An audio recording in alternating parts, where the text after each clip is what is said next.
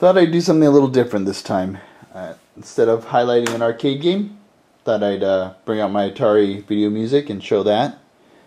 I got this a couple years ago off eBay. I think I paid $150 for it, and came in a box. The box has definitely seen some years.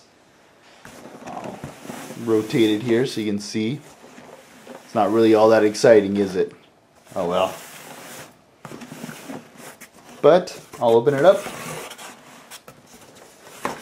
and I got the manual here.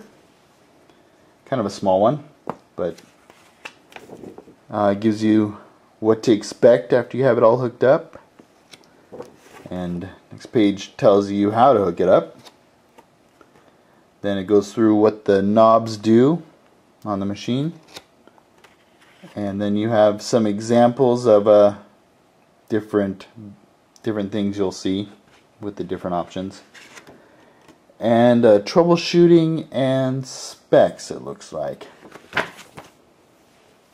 Alright, RCA cables, nothing too exciting there. And the computer switch, like you find on a lot of the systems at the time, allows you to hook up to the machine. And ready for this thing.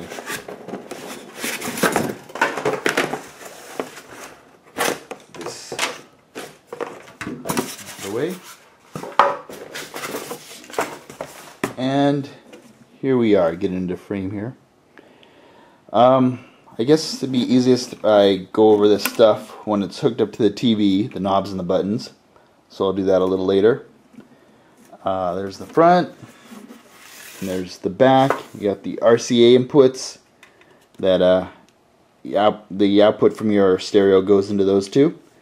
And then you have the RF cable, which is pretty much the standard Atari one. And the power supply is the only other thing that's connected to it. And in case you're wondering, it is 16.6 volts AC. It's kind of a large AC transformer for this thing. And well, that's about it here. I'll hook it up and go over some of the details. Alright, so it's all hooked up to my TV and receiver.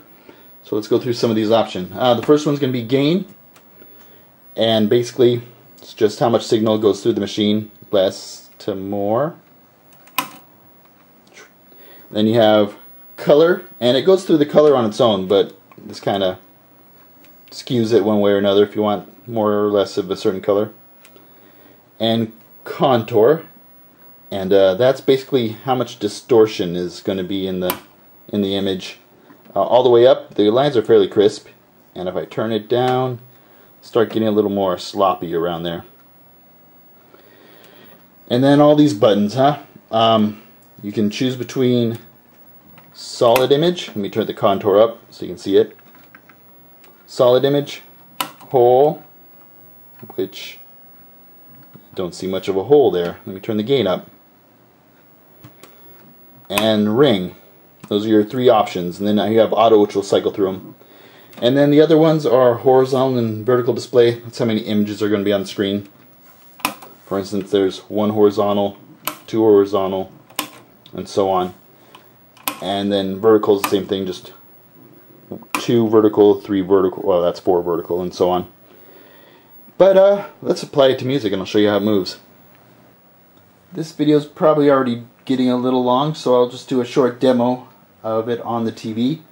The electronic sounds, the synthesizers seem to do some pretty good images, so I'm going to go with Kraftwerk, and this is the robots. Put the needle down here.